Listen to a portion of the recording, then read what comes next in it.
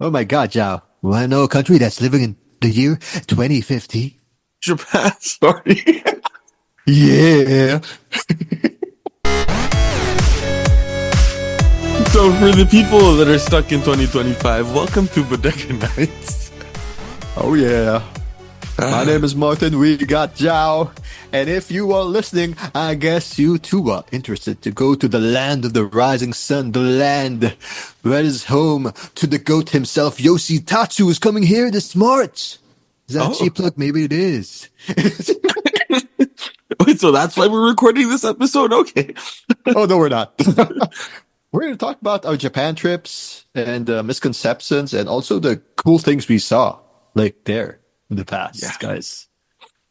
yeah. So, Wow. so, so, man, gotta rewind things back. So, guys, we're living in 2025, but remember, when you check out your Instagram or Facebook reels, a certain country is always living in 2050 when they take a clip of a mundane item or a high-tech item that's very I don't know, it's overly complicated, Overly but engineered. yeah. But if you put in every country, it's like, nah, that's just overly engineered. You're doing too much on this ice cream machine. Just get a real ice cream machine. That's it. But if you put it in Japan, it's living 2050. If there's a country that's actually living in 2050, quote unquote, it's China. Ooh, nice. Right? Like Good. talking to like people I know that work there. Hmm. Some of the 2050-ish stuff that they do in China is just insane in places like Shenzhen and stuff. All of the self-driving cars and like the drone deliveries and all of that sort of thing feels like tremendously futuristic, apparently. Japan, on the other hand, well, it's interesting because it is, how do we put this? It is both very much rooted in the past and Hmm. but then there's a lot of, I guess, future futuristic type stuff there as well. So there's that sort of clash. There's that tension in Japan, which is really, really interesting. And that's something that I think is really worth studying. Um, Amen. you have all of these insane advancements in like robotics and all of that sort of thing. While at the same time, people in industry use freaking fax machines. You know, like Oh my God, yes.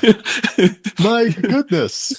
it was only fairly recently that you could get around Tokyo using a credit card or like a card. You get your Suica card and you can do all of your stuff, right? You get your IC card and you can do all of your stuff, but like, Mhm. it's still very much a cash dependent society. And a lot of the infrastructure is built around the fact that 100 yen is about a dollar. Was about a dollar. It's now about 150 yen to the dollar. But like back in the day, right? 100 yen, a dollar. How much is like a Coke? A dollar. So your Every 100 day. yen coin gets dropped into the vending machine. Like, you know, a lot of the infrastructure was built around that, which makes it feel futuristic. But then it, more than anything else, feels like something that is other. It's sort of like the wildlife in Australia. It's something that's kind of foreign to us, and foreign to people sort of in the West, right? So I guess that's why it's living in 2050. But then there's also the thing about like how it, in the 70s and 80s, there was just so much technological advancement because their economy was absolutely booming after the war. Yes, indeed, indeed. And so like this is kind of my joke about Japan, right? Um, when we lived there back in like the 90s, this was, right after sort of the golden age or the golden era or whatever. So like the bubble had burst and Japan was in its period of stagflation where there was like a 0% inflation rate for like 30 years or something. Um so they were, we were there during that period, but this was directly after or like a few years after sort of it all came crashing down in a way during that really big slowdown. So what was interesting was it was like we were kind of living in the future, and the rest of the world has just recently kind of caught up with Japan. You know, like living in Japan in 1995 was like living in like 2010, 2015, and the world has just caught up. I Oh don't know if that man. makes I don't know if that makes sense. But like in the mid 90s, um, a can of like Oh, Poca or like a yeah. bottle of Pocari Sweat or something was like a hundred yen, more or less, 110 yen, Yeah. depending on the Yeah. vending machine that you went to. That was about $1. When you look at how much something like that costs in the Philippines now, that's about 50 to 60 pesos. Hmm. And then there's like added value if you buy it in a convenience store here, Yeah, I mean, I like, think. Yeah. same thing with Japan. But the point is, in 1995, if you asked 50 pesos for a can of Coke, people would look at you like you were a moron, Yeah, because that's two Cokes by then at that time. right? Maybe, 95. maybe, Or three. yeah, that's like two or three Cokes, but that was like one Coke in Japan. Um, and so like the rest of the world has just caught up. Like the price of a Coke there is the price of a Coke here, if that makes sense. Yeah. Or like Even the arcade, Pocari. like the arcade, right? Uh-huh. When I was a kid, coming to the Philippines was always fun because I got to play Street Fighter for like 5 pesos or something, 5 or 10 pesos per like token, right? Hmm. In Japan, it was 100 yen, Like $1? $1 Damn. in 1994. But now, that's about right, right? About 50 pesos to play a game of Tekken, you And yeah, know? you were in the mid 90s, so man, you saw the launch of the PlayStation there. You saw, yeah, Tekken was also there, like mid 90s, the first one, Yeah, 96. so I don't know. Just saying, the world has finally caught up to Japan in a way. Hmm. And most of the tech was coming from Japan or like China or other countries. So they do have a hand in that. Japan, Japan. Yeah. It's only fairly recently, I think, that China has gotten, Mhm. Oh, yes. right? Like basically, China right now is doing what Japan did after the war, right? Because like it's crazy to think about now, but back in like the 50s and 60s, the stigma around made in China was kind of the stigma around something that was made in Japan. Oh, back in the 60s? That was like, Yeah, oh, but damn. after the war, after the Second World War, the stigma around stuff that was manufactured in Japan was the same sort of stigma that we have now about stuff that's made in China. Oh, And what Japan kind of did was, you know what? Let's make really good stuff. yeah. And eventually, we're going to change our branding such that if something is made in Japan, like it's quality. All of their industries somehow ended up doing that. And, now if something is made in Japan, we expect it to be better than something that's German engineered. And, that speaks to a lot of what they did after the Second World War to try and kind of rebuild their economy. And China, I feel, is doing the same thing now, where a lot of the stuff that's coming out of China is getting better. you know, like, yeah, a lot of it is still hot garbage, but like a lot of this stuff coming out of China is getting better. Look at audio equipment, Tony! you know. Tony's LED lights. Howdy, partner. In Guangzhou, China. The guy we see in Facebook. Yeah. Like what's it? In-ear monitors, like audio, like headphones. Oh, Some of these earphones that come out of China are just amazing. For I don't I know. don't know, they go toe to toe with like Sennheiser in-ear monitors, and they're like half the price. So it's like, you know, China seems to be doing the same thing that Japan was doing. Um, just a lot less freedom, I guess. I don't know. I Um, guess so. But that's good though. That means they're catching up to the technology. There was this term I keep forgetting. It has the technological something something process. Like they might be at that stage where Japan was, so slowly they might be at the same level as Japan in the next few years. mm, Hopefully, because okay, we yeah. may be relying on our neighbors more in the coming years. Don't ask us why, dear listeners. Do not ask us why. It's always nice to have options in our products. You know, that could be quite taxing, but no. So that's the misconceptions. Like it's not futuristic per se, like everything, right, Zhao? There is some tradition as well, right?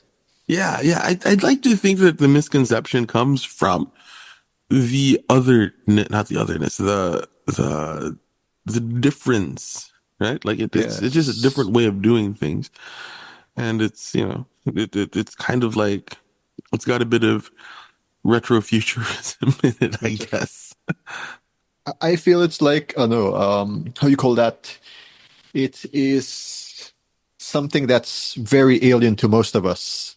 Yeah. That's just simple to them, and it's like, oh, this is a good. It's like something we can adopt as a best practice. Hmm. Because it's Yeah. not futuristic. It's just something we can adopt, maybe in our workplace, in other facets of life, and I think that's a good thing.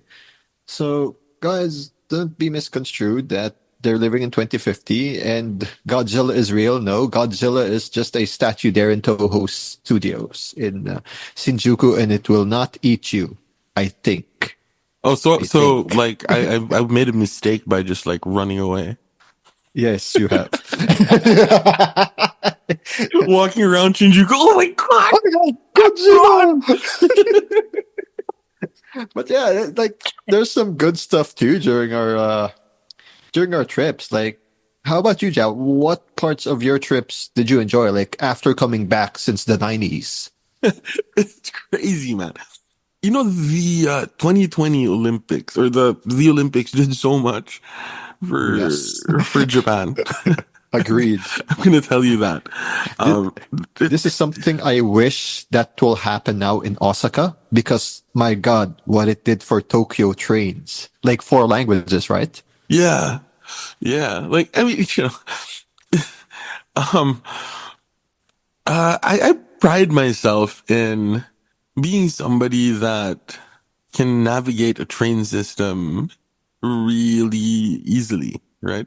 So like when my wife and I went on vacation to Taiwan, when we were in Taipei, um, we were able to get around without, taking cabs, hiring drivers or whatever, because I kind of knew how their train system worked. And when my wife was like, "So, how do you know how to do that so fluently?" She didn't ask in those words. I said, "Because I used the Tokyo train system and the Manila train system, two systems that are very difficult for two very different reasons." And I guess well, she was kind of expecting um, the Tokyo system to be a little bit harder than the one in Taipei. As it turns out, because the Olympics did so much to make the train system so navigable, whatever the term is. Like she had absolutely no problem getting around Tokyo. Everything is, in four languages, right? It's in English, Mandarin, Japanese, and Korean. And every sign or everything has signs that point you in the right direction and all that. It's like it's become freaking easy mode. Yeah. Because that wasn't like my trip in 2016 in the other side of Japan. That's why I'm like, wow, Tokyo's actually easy. Why? I thought it was hard. And then, like, summer of 2024 happened when they had a lot of construction in Shinjuku and Shibuya, was like the hubs of them. So you could get lost again. Kinda, but not as hard. Just The kinda. signs were still like all of the signs were there to point you to the Ginzo line and all of that sort of thing. Like, it was, it was so easy, even with all of the construction going on. I still found it Oh, super yeah. easy, even in Shibuya, because all of the signs are so well done. Like, uh, it's probably the single best train system in the world. Nice. But I'm glad it means like you still remembered it since the 90s, I mean, like where you yeah, were. It yeah. helps, actually. Tourists, maybe not, Zhao. Maybe not us tourists. Maybe not. Okay. And it was crazy, right? Because like, Yeah. um, one of the things that we did was go to the suburb that we like lived in back in the 90s. Oh, nice. Um, and the train station is really different now, right? Like there was a lot of construction that was done Okay. in that particular station. It now has like two floors and all of that. It now has like a little mall type thing attached to it that has two floors or whatever. Back in the day, it just had like a Tokyo Hands in a supermarket and like Mr. Donut somewhere, and that was like it. But now there was just like so much stuff there. It was really funny because when we got off the train, like I kind of instinctively knew the directions to go. Cool. You know, you know, And that's so, that's cool though. so it was like, yeah. So when we get off the platform, we turn right, we go down. When we go down, we turn right. It's like, oh my God, this looks absolutely nothing like it did back in 1995. Bro, it's 30 years ago. 1995. Maybe we should go in Uh, the other direction, see what's over there, see if anything looks familiar. We went in the other direction, and when I pulled out Google Maps, I was like, no, we're going in the exact wrong direction. So we turned back to where we were going originally, and I was like, I'm just going to let my legs guide me. yes. And Got it. we just walked and was like, oh, dang, this is the house that we lived in like 30 years ago. So yeah, I don't know. It's really good. Yeah, it's just, a lot of stuff is quite different, but a lot of stuff stayed the same. So it's like same, but now different. Exactly. Same, but Same but different. different. Oh, damn, man. Like, so you were there like nearly 30 years. That trip was like last 2024? Yeah, 2024. Oh, nice. What month was that? October, November? It was in November. How cold was it getting? Because I heard December was kind of awfully cold Yeah, and December people was actually got sick. and December was brutal apparently, so I'm glad that we were Yeah. there in November. Um, I, it that's good. was it was in the low double digits Celsius. Oh, okay. And there was one night that it broke like 9 maybe, but it was, between like 11 to 15 most of the time, maybe 18 in, the middle of the afternoon. Yeah, it's still good. At least it's not like freezing, frigid cold. Yeah, sweater weather basically. Yeah, man. Um, one of those two layer sort of things like uh just a t-shirt and a hoodie kind of weather for me. Um, Well, yeah. for me as a tourist, obviously the good parts of Japan would be the food. Like, y'all gotta try the meat. Y'all gotta try the sushi. Try. They have actually other items at McDonald's that I just tried last August. They have macaroons Yeah. and they have these weird summer burgers, not just in Japan McDonald's, but also like Burger King. So in Yeah. Burger King, I tried this weird burger that feels like our Jollibee Champ. It had a pineapple. Ooh. Ooh. I, Yeah. I'm sorry, I kind of preferred our Champ. Amazing Aloha. You know, that's like a an interesting travel thing for, people, right? Like if you travel, take one meal to eat at a McDonald's Yeah. Like, because like they localize the menu. So, it isn't like I don't know, it isn't unique to Japan that they have a different menu for, people that have only traveled to Japan. Um, Basically everywhere in the world has a unique McDonald's menu. So, like, do yourself a favor and just take one day to eat at the McDonald's there and see what they have that's unique. Like, here in the Philippines, man, rice and chicken, and spaghetti, people. spaghetti, We don't call it pasta. We call it spaghetti. right? So, just take the time to try like a McDonald's. Um, yeah. Like Exactly, man. apparently like in my dad was telling me that there was this one time he went to New Delhi or something, and he went to like the McDonald's there because like he found the food in general kind of spicy. And so he asked just for like a cheeseburger, and he's like, the thing was spicy. So like even the individual or even like the common sort of menu items might be different depending on where you go. Um, did you eat at KFC? Oh, because of my condition, I cannot. Oh, okay. Like that's too much sodium for me. But I have Mm, been passing by. yeah. I mean, like, because that's another, like, Japan thing, right? KFC. Yeah, KFC in Christmas, and they actually Mm. reserve those buckets. But man, like the KFCs there when I was in like Osaka, like during Halloween time, they actually dress up Colonel Sanders as a Halloween costume guy. So Yes. that was so awesome. I didn't notice any KFC in Tokyo. I think it might have been Really? more prominent in a food court, but I didn't, for some reason, I didn't get to walk by a KFC. Or if I did, I didn't notice it compared to other food places in that street or the But, buildings around it. yeah. Um, so, like, what were some of the, like, specific restaurants and stuff that, you guys ate at and the ones that you sort of enjoyed so much that you would fly back to Tokyo for or would very highly recommend anybody going to Tokyo?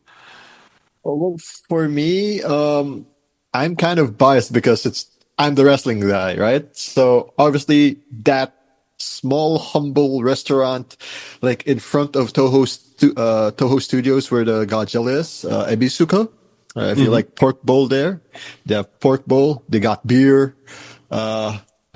Most of the times, maybe your chef is a pro wrestler, maybe, Ooh. and maybe some local wrestlers will be drinking beer like on another table. So that's kind of awesome. Ooh. So yeah, if you're like a DDT pro fan, you gotta go there. For the other one though, I like to recommend you guys, if you guys like dessert, go to Royal Host. It's like a ice cream place, ice cream parlor. Like my friend like just invited me there. Wait, Zhao, you tried that before when you were a kid? Royal Because I think Host. it's, Royal Host is like a family restaurant. yeah, it is. Like dude, the menu, right? Yeah, it's like yeah, it's just got it's one of those sorts of restaurants that's like if you're familiar with that restaurant from Cagayan de Oro here in the Philippines, Big B's. If you're Oh, familiar with babies. Big B's, it's just a restaurant that feels like the chef just threw everything onto the menu and see what sticks. What sticks? Like that's Royal Host. It's like we have pasta and like fried eggs with sausage and like Well, it onion works. soup and here's some ice cream to go with that and maybe pancakes if you like and Maybe. here's a chiffon. I don't know. But it tastes good, man. Like, It's really good bro, though. it Yeah. was good. Like, cause Yeah. my friend's like been working there for like almost a decade in Tokyo. Mm.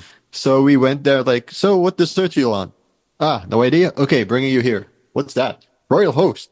Oh, okay. It was good. There's also like a place in Akihabara, I think, in a store.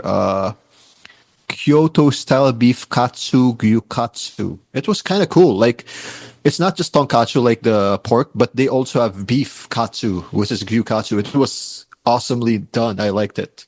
Mm. I think It's- it's in a high end mall in Akihabara.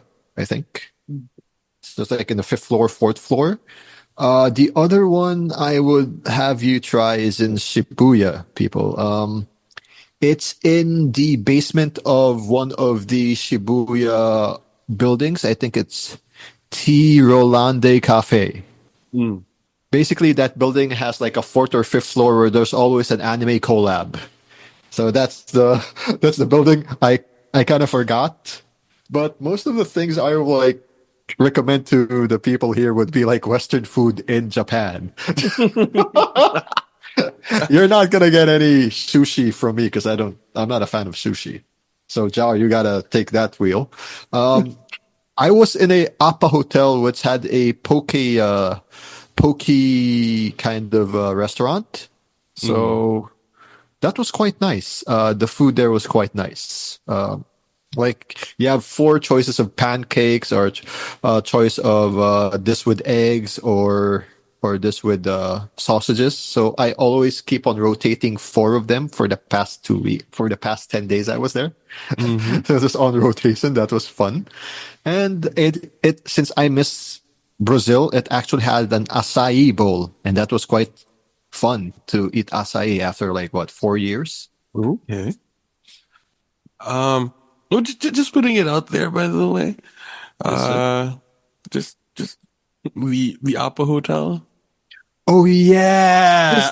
Just putting it out there. We might not want to support Toshio Motoya, but Yeah. it's if the hotel if it's the best hotel for you, then by all means, like the one in Yokohama Bay is like a really nice hotel.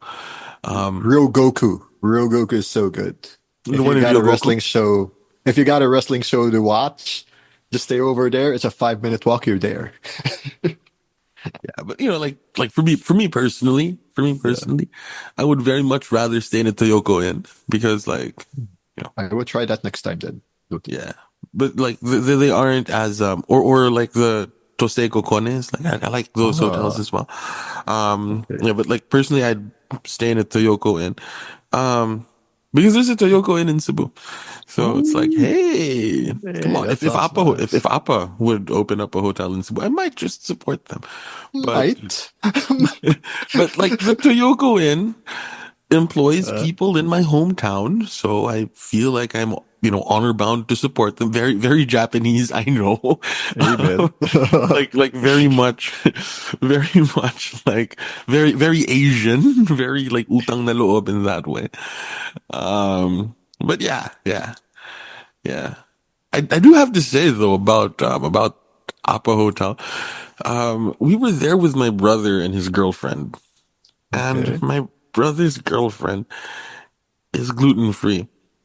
Oh, that's And if that's tough, anybody man. and if anybody is gluten free or knows anything about like how tough it is to be gluten free, what you can and can't eat and all of that stuff, lest you have like an extremely painful stomach.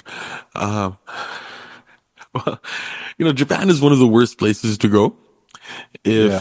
if you're gluten free. Because like one of the things that people that the gluten-free people can't eat is like soy sauce. So Oh God. so literally like she couldn't eat anything basically. Um yeah, so like no soy sauce. A lot of the noodles were like a no-go, Um so we what they did was they looked up a bunch of like gluten-free or at least restaurants that have gluten-free options. And one of them Oh, was this restaurant somewhere near Akihabara actually. in an Appa hotel there, or somewhere in between Ueno and Akihabara, like that. Dude, am I getting the name am I getting the geography right? Like it's Yeah, Ueno. Ueno has Ueno. a big ass station, like Atre as well. Yeah, Akihabara has an Atre as well, guys. But oh my God, those are two different Atres, and they're fun to explore yeah. for Oh, sorry. autocruise or No, autocruise. So because you can yeah. walk from Ueno to Akihabara, right? Like it isn't that long a walk, Mhm. right? Because we were staying in Ueno. If you were looking for a place to stay in Japan, stay in Ueno. There's a direct like train to the Narita airport, Exactly. and Like you know, that's and the go-to. it's kind of out of town. It's not in Shibuya or in like Roppongi where things are kind of crazy, right? Um, Yep. it's a little bit out of town, but then it isn't super near what's the name of that big temple that everybody goes to as well? There's like In Asakusa. yeah, it isn't as far out as Asakusa, but like, where that temple is, it always gets super full. It's like Ueno is just this nice sort of chill kind of place that, you know, you won't feel claustrophobic walking around the streets of Ueno. Except maybe if you go to like the Ameokocho market. But, um, so we went, so there's this Appa hotel in between Ueno and Akihabara. And, it is a gluten-free place and it has some of the worst food I've ever tasted at some of the highest prices that I've ever had to pay for fried chicken. So don't go to that gluten-free place. It isn't very good. Which brings me to my point about Japanese food. If you know where to go, it's so cheap. Like you're not you're not gonna break the bank if you just if you find like the good places or find the cheaper places that are quite frankly delicious. You don't have to you don't have to go bankrupt having good food in Japan, and that's something that I find so amazing about it as well. I don't know. Though these places, they don't, are they okay with gaijins? Yeah, Okay, that's good. like those, bro. Like places like Sukiya, Oh, or wait, yeah, I go there. I thought you meant like hole in the wall, like local. I mean, My bad. yeah. A place like Sukiya, a place like I don't know That what's that that other ramen. gyudon place, What's the ramen place that isn't Ichiran? There's another ramen chain that isn't Ramenagi, Ichiran that I find to be so much better. Hold on, let me Ippudo. Ippudo, yeah. Oh, it's there. Nice. Yeah, like is it Ippudo? Hold up. Let me see. I don't wanna give misinformation. Uh yeah, Ippudo. Right? It's not, it isn't that expensive and it's better than I will say it's better than Ichiran. There isn't a line outside all the time. So like, yeah, food there is a lot cheaper than you would think if you kind of know where to go. Like a place like like Royal Host is sort of in the middle, right? It isn't super cheap, but then it isn't super expensive. But you have places that are on the budget side that are still really good. Just don't go to that Italian restaurant. Wait, which Um, Italian restaurant? I think I was tempted to get a random pizza that night. Caesarea, I think it's called. Caesarea. Yeah. Ah, Let me check to see if I got that right. Yeah, Caesarea. Hmm. where's that? It's the restaurant chain because a lot of the cheaper restaurants are chains, right? Like Ippudo is a chain. Yoshinoya is a chain. Oh, Coco Ichibanya is a chain. Um, I have only tried Sukiya yeah, Sukiya in is Tokyo. It's Sukiya is great. good. Yeah. Sukiya is a chain as well. I have yet to try, yeah, the other two that you mentioned earlier, Coco Ichiban and the one we always have here anyway, the one with the gyudon. Yoshinoya. Yeah, Yoshinoya. I may try it once, but usually I'm just sticking to the combinis because of my diet. So Right. I'm so like one bag of apples or the cucumber. Or what's that again? Kiwi. I'm good with that and a bottle of water for lunch. Yeah. Oh, dude. Wait, it's What's the name of that? Caesarian Sasazuka? Is that Caesarea. It's a Japanese, like Italian restaurant. oh dear It God? isn't very good. Saizeriya. Yeah. They serve you wine in a plastic cup. What the heck? And they're not even serving pizza? There's no pizza here. What the heck? Well, There's to like be fair. steak and what? But they do have pizza though. They do have pizza. Caesarea does have pizza. Um, to be fair though, to be fair, like pizza isn't really Italian. Ooh, there I said it. Oh, there it is. Pizza. Oh, not. Oh my God. That's like Pizza Hut prices. Yeah, but like I said, Caesarea isn't great. Yeah, yeah. So, but a lot of really good cheap places, which is, that's another thing that kind of intimidates people, right? Because before the pandemic happened, um, Japan was tremendously expensive. Tokyo, rather. Tokyo was a tremendously expensive city when we were living there. Like, oh my God, everything here is just it's so expensive. One of the most expensive cities to live in. Um, but then when the pandemic hit and the yen started to tank, like the prices of everything remained the same, more or less. Mhm. But every other currency in the world got stronger relative to the yen, so it became so much cheaper to go to Japan, Oh yes, it did. So- right? So, you know,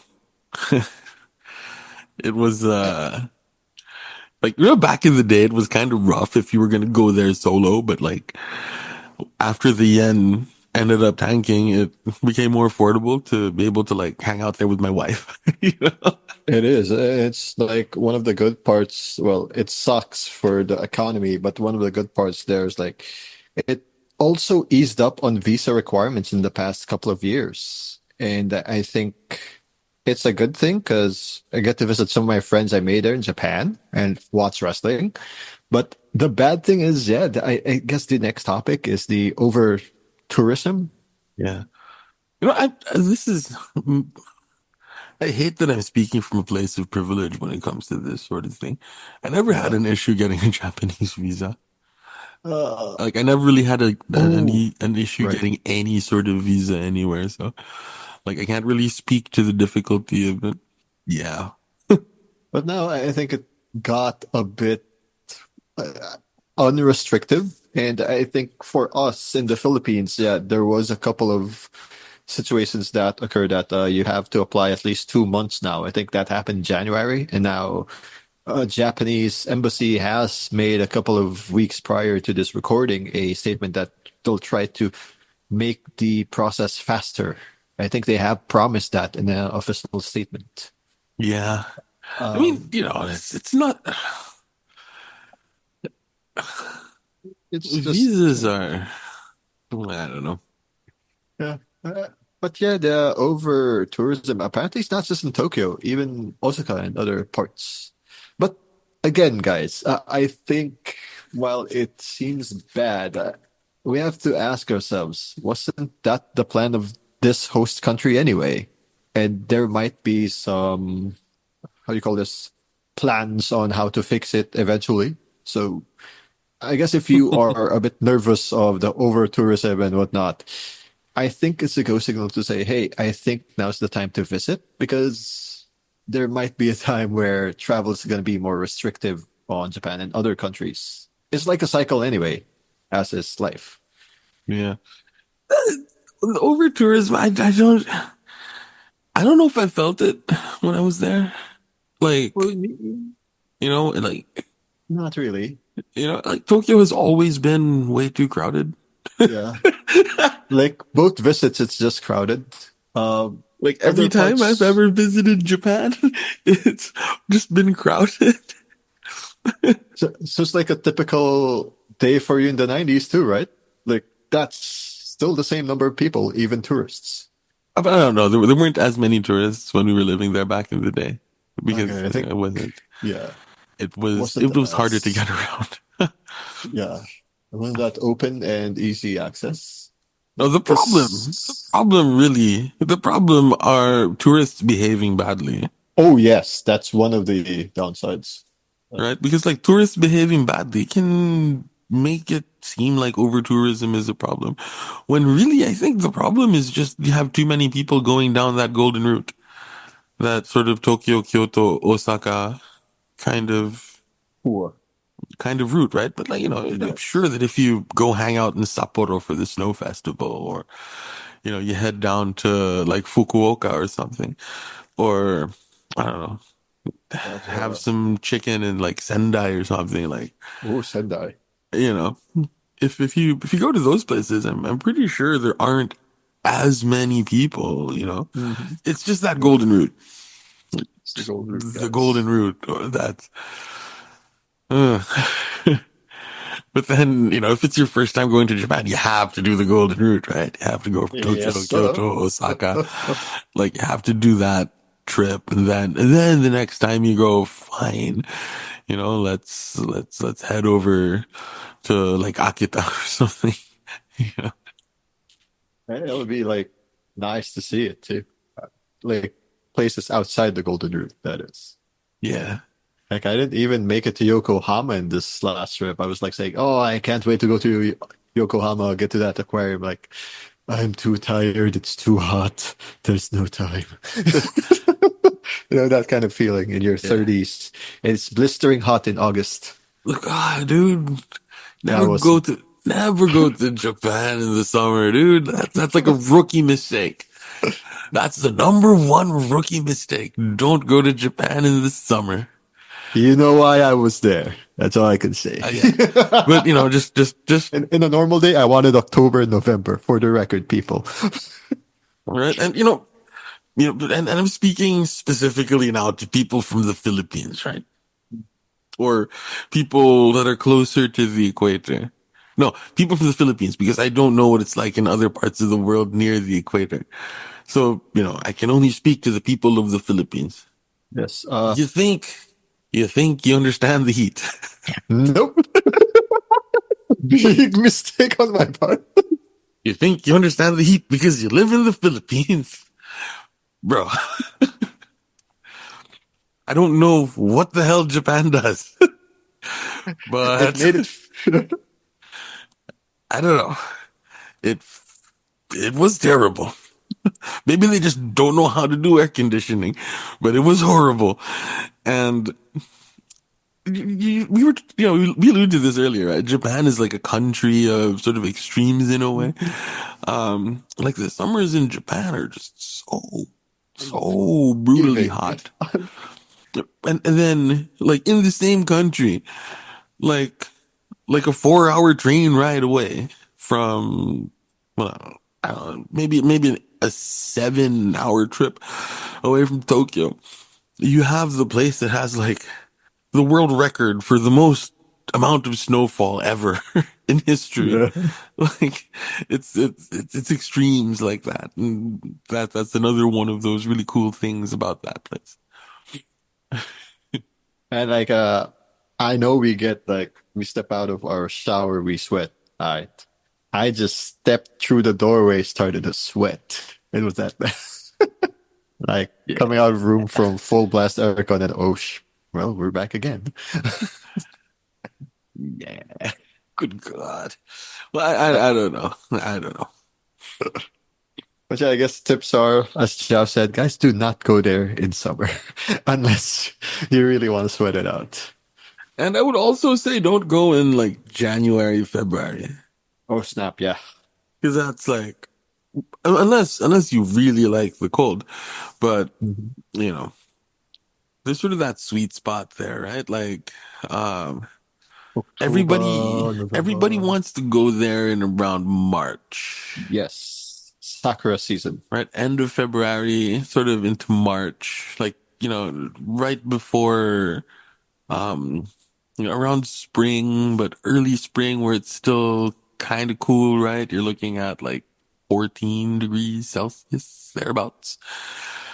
Um, don't go that time. That's like over tourist, Yeah, over touristy. I'd say that like October, November, probably November is the best time to it go is. to Japan. Like, nice weather. Uh, Not as many people as cherry blossom season.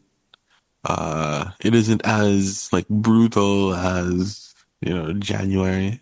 Oh Yeah. yeah, but yeah, the downside, guys, is like there's fellow tourists there in March, April. Is May still hot already or not yet? I don't remember actually. Maybe it starts It's to get kind of it's kind of getting it kind of gets that's when it kind of starts to get warm, I guess. ooh, okay. Maybe that's the sweet spot if you guys want kind of warm, but not unforgivingly warm. No. Like, dear Lord, I think I had like a liter of water with me, and if it's gone, like, where's the nearest like, you know, vending machine that gives water? I need it. Even just waiting on a freaking train station, like you're already sweating. Hmm. That's already underground, people. It's already underground. Yeah. Yeah. So like yeah, May is sort of the beginning of summer. So you're gonna want to kind of avoid starting around May, June, July, August, September, which is crazy because September used to be when it started to get cool. I know, but apparently it was still hot. Like some of our friends were there for Tokyo Game Show. Still hot, and then sometimes it drizzles. Yeah. Like back in the day, September was when we started having to wear like sweaters. But then Yeah. it's being pushed later and later. Uh, I think, yeah, I guess just like every part of the world, like it already, certain warming affected things in Japan as well. Yeah. Yeah. So Sadly, yeah. guys. I mean, Oh it well. just it just means that you're gonna have to adjust when you go to Japan, right? Oh yeah. Right. So you wanted to talk about like Other getting a tips? visa. Like I have no experience in giving visas. Me neither. I have I have experience Specific, in specific. applying for visas. Us too. So here's the very obvious question. Do you apply for visa, tourist visa in Japan embassy? Technically, no. And that's the easy part. Because just go to any accredited like tourism outlets there that do, because they'll bring it to the embassy anyway. So that's the good part. The next step is please, please, please, guys, read the instructions back and forth if you have to. Because sometimes it's the requirements that get you. Like, oh, I didn't see that. Oh, I'm sorry. Then you're rejected. That it's like any other government issued ID, but I'm not it's a bit more sure. strict. Is that the Oh, ba?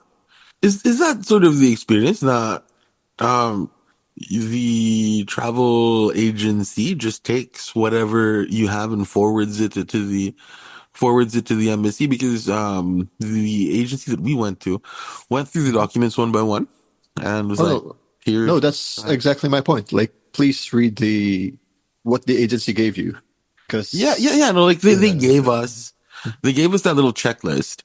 yes. We got all of the documents together. Mhm. We submitted the documents to them. They went through the documents one by one and they were like, cool, we'll send this to the embassy. The lady next to us brought a bunch of documents and the lady that was checking the documents was like, boom, boom, boom, boom, boom. By the way, you don't have your itinerary. We can't send this to the embassy. Come back tomorrow. Oh, okay. So even there's already a gatekeep. So yeah, Yeah, and I like that. I like that because exactly. you don't want to freaking go over to the embassy, the Japanese embassy, drop your stuff without having somebody check it for you, without having somebody check your work for you.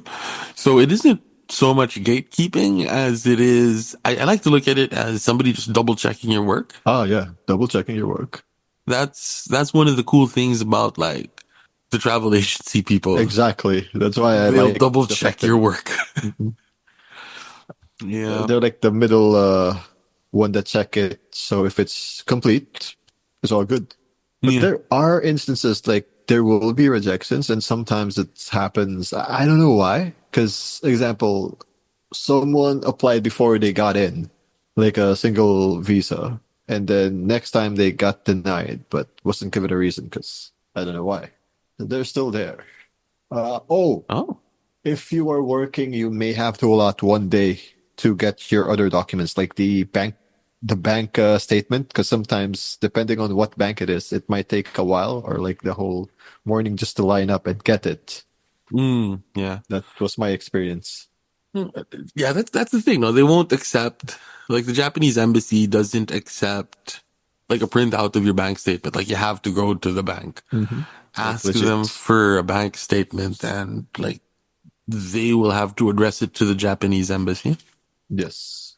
Yeah. And that's it. What's it? 6 months? You have to show how much your average daily balance is for the past 6 months Hmm. to show that you are a person of financial means. Financial means. Oh man. But yeah, I recall that also happened to me in my American visa application a decade before. What do you mean? I'll Like, double check, like the bank state, or maybe I'm misremembering stuff. I'll double check. Sorry, guys. it isn't a requirement for the US B1 B2 visa. Like Oh, it's one of those nice to haves because like well basically right when it comes to applying for visas to visit a place, right? This is totally different if you're applying for like a spousal visa or like an H-1B or whatever in the US, right? Or a student visa. Like this is if you're going to go there as a tourist. The thing that you have to prove to the consular officer is that you're going to come back home. oh And yeah. how do you prove that you're going to come back home? You have a job, which is evidenced by your ID. You have substantial investments in the country, which can be shown via a bank statement that shows that you have, this much money sitting in an investment account with, Metro Bank or BPI or whatever. Um, and you show that you are in a profession that is known to make more money than average, and this profession is limited only to Filipinos, right? So, like, these are things that you can bring to the consular officer and say, like, right, this is why I have an incentive to return to the Philippines. Right. And, with the Japanese visa, they make that determination by giving you a list of requirements to, show them, and they can kind of infer from that. With the US, they don't have a list of requirements. They just have a dude there interview you. Now you can have your supporting statements, bank accounts, certificates of title for plots of land or whatever. But at the end of the day, like I didn't need any of that when I got my US visa. At least that's a good clarification. I wonder what they did for that US visa. It's been a while, actually. It was because I think that's one of the things that people don't quite get, right? Like what a tourist visa is. Mhm. And what you need to kind of prove to the consular officer, to the person that's checking your like papers, right? Like you're not trying to prove, for example, that shit I can speak English, or you're not trying to prove like, like yeah, I'm a highly trained professional or whatever. You're trying to prove that you're gonna come home. Yep, and you're not gonna be, you know what, there. right? Dynamite. I Right? don't know if, That people that you won't have to be deported. I actually know somebody that got deported from Singapore of all oof. places. Um, Wow, at least deported, not, unalived. yeah, yeah. They Oh, overstayed their they overstayed their visa, so like they were um what's it? They were deported. Ah, the they do that. immigration. Yeah. Apparently, right? So, well, I think other tips aside from that is like, is it a good tip to say, hey, register a what's that, the JR pass or something? Suica? It If really you're depends, right? coming back. If you're coming back. It depends. Um, uh, what's it? The JR pass is no longer as good value as it was Mhm. back in the day, right? It's like back in the day, the JR pass was just dirt cheap for, every Shinkansen and JR system. Nowadays, the JR pass only kind of makes sense if you're speed running Tokyo or if you're speed running Japan. Like if you plan to spend, 3 to 4 days in one place and then go over to another place and spend like 3 to 4 days there, like you're better off just getting a regular Shinkansen ticket. But if you're, doing like a bit of a speed run, you might be able to justify the cost of the JR pass. With the Suica card, I don't know if uh do they. Because when we were there, the Suica cards, um, they only gave out the Suica cards that um last or that extend beyond 30 days. Oh yeah, Like they me only too. had those in like certain stations. Yeah, So like when we got my wife her Suica card, we had to go to like Shibuya, I think, to get it. Right? Because oh yeah. other than that, you have to use the welcome Suica or whatever whatever the other what's the other card that's Um, in Tokyo? Pasmo, Pasmo? the Pasmo, Yeah, yeah, like Pasmo. that. Yeah. So it was like the Suica. We had to get her Suica card from the Shibuya station specifically because that's where they were giving out the Suica cards that last for more than 30 days. So, I'm not sure if they're more widely available now, but it was because of like that shortage, right after the pandemic that they weren't able to manufacture enough of those cards. So we had to use like the old ones, right? Or those like welcome Suicas that you could just like recycle, I guess. That's true though. Like, But yes, you should get a Suica card, obviously. mhm. Like, especially if you're gonna be there for like a couple of weeks, it's gonna be useful. Well, Even if even you're a there couple for of a couple of days. days, Yeah, bro. like Like that's your main transpo, people. Like fill it up with, Because, just put in 5,000 yen and you're good. because, dear God, if you try 5,000 in a taxi, that's not gonna bring you to any of your destinations. Well, that's the other thing. Don't Yeah, don't ever take do a not. taxi. Or like Uber. No, they are super expensive. Not as expensive as stage Uber, but still expensive. Yeah, like the train is always better value. Um, just not during rush hour. So just like hang out wherever you are during rush hour. Well, Like just go to like a coffee shop or something.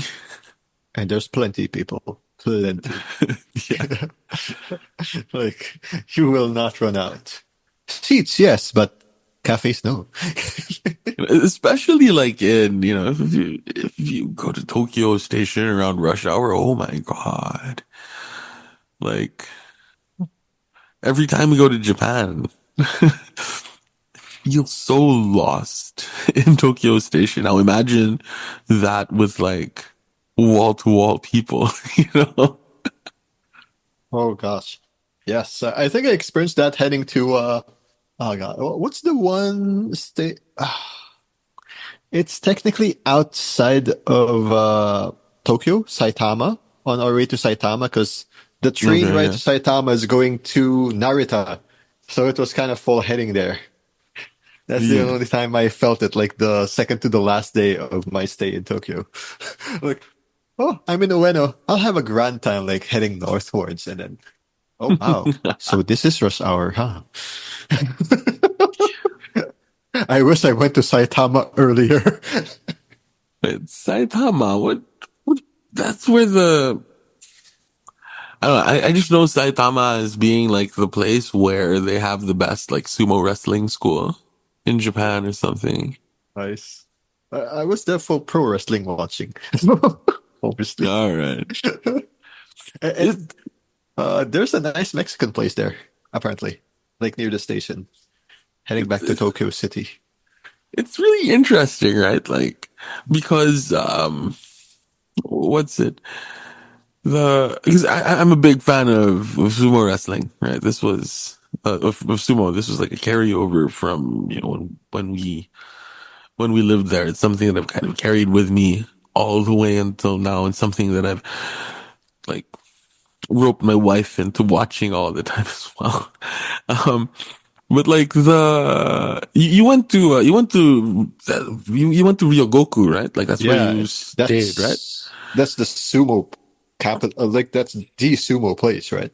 Yeah, Ryogoku got. the Kokugikan, the Yeah. Ryogoku Kokugikan is where they have half of the sumo tournaments throughout the year. But that venue also has a lot of pro wrestling. Oh gosh, yes. Like those are like the big stakes pro wrestling places, and I remember WWE had their show there in Ryogoku. That's why my friend went to that hotel chain in Ryogoku.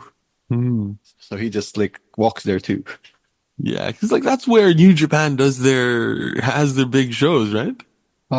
Usually it's Tokyo Dome, Tokyo which Dome, sorry, is Tokyo Dome. beside the Korakuen Hall as well. They have some Oh yeah, big some. shows in Ryogoku Kokugikan.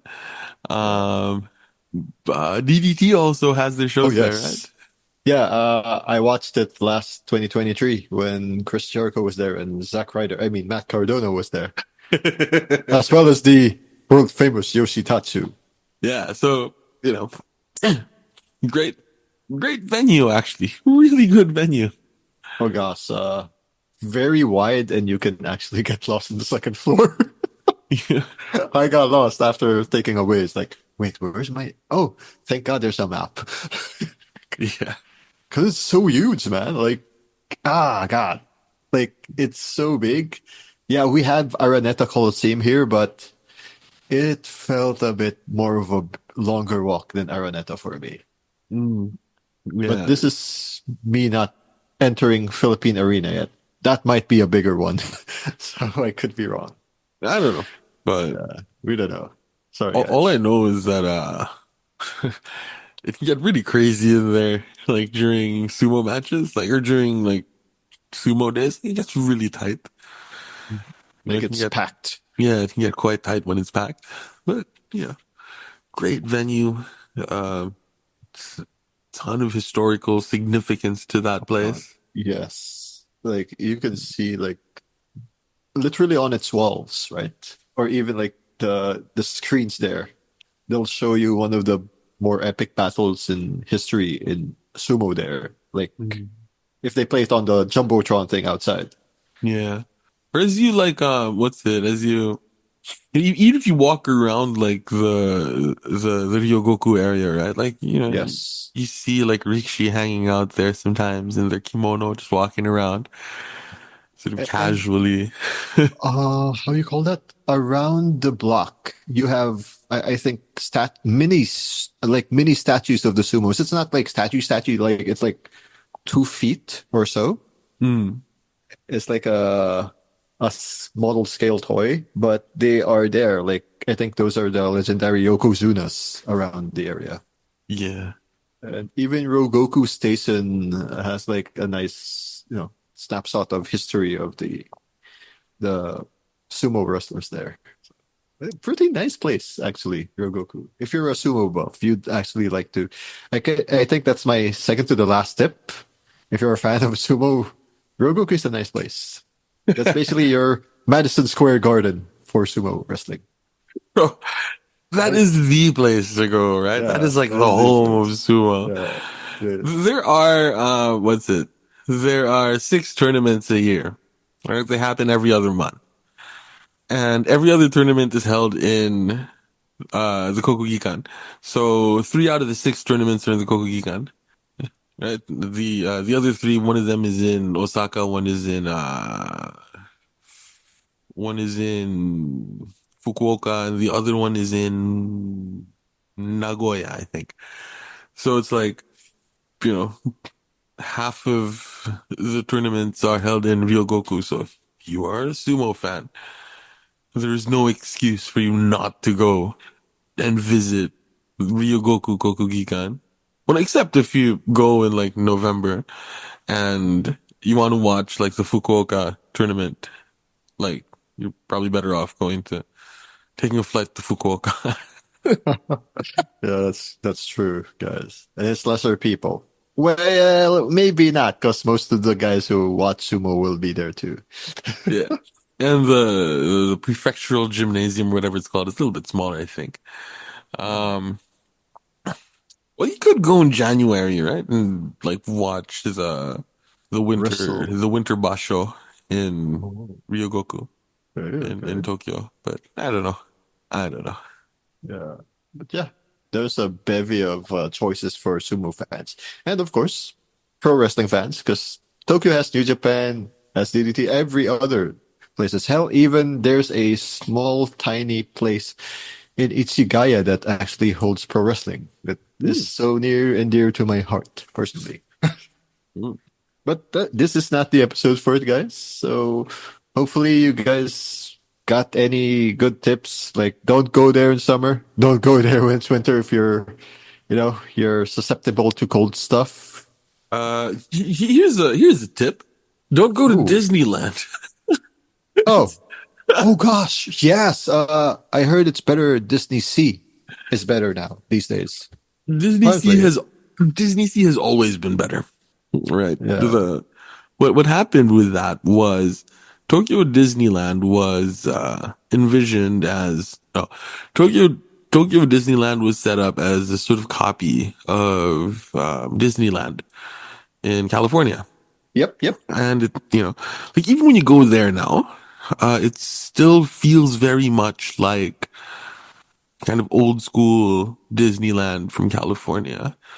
Um, like Pirates of the Caribbean, right? My absolute favorite ride when I was a kid. The Pirates of the Caribbean ride in the US removed some of the more, shall we say, problematic scenes. Um, if you follow that sort of news, or if you follow Disney news or whatever, you will know that they removed some of those scenes that are problematic that have to do with the wenches, shall we say. Those scenes are still in the Tokyo one. I mean, so it's a little bit of a time capsule. Um, and some of the new rides in Tokyo Disneyland are amazing. Like the new Beauty and the Beast ride is the new animatronics, which just look spectacular if you're into that. But like Tokyo Disneyland was initially envisioned as just basically a copy of the one in California, and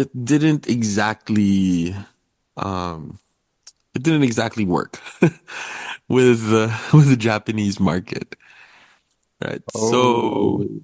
what they did was they put up Tokyo Disney Sea as a theme park more in line with the Japanese kind of sensibility. I So see. I see. part of what makes Tokyo Disney Sea so quote unquote good, I think, is the same sort of impulse that we get when we think of Tokyo as being in 2050. Oh, okay. It's very different. Tokyo Disney Sea has a different feel to it. That being said, it is so well themed. It is amazing, Tokyo Disney Sea. Like, like if you're into theme parks, Tokyo Disney Sea is a theme park, if that makes sense. Like the attention to detail is just top notch. Um, Although Tokyo Disneyland is probably like one of the best maintained Disneylands because it isn't directly handled by the Disney company. There's another Japanese company that handles both Tokyo Disneyland and Disney Sea. So it isn't directly managed by the Disney company. They do it through another company. I can't remember the name of the company. Um, Oriental Land Company, I think it's called. But yeah, yeah. Sure, man. Go to Disneyland, go to Tokyo Disney, see if you can do both. Um, but if you've been to Disneyland in other parts of the world, you're probably better off just going straight to Disney Sea, right? Because Tokyo Disneyland is more or less a carbon copy of Disneyland in Anaheim. Ah, it's like carbon. So I guess Disney Sea it is for me. Yay! Yar! Yar. Yar! Yar! Well, Tokyo Disney Sea has a proper roller coaster. But you know what it doesn't have? Well, I think it does though.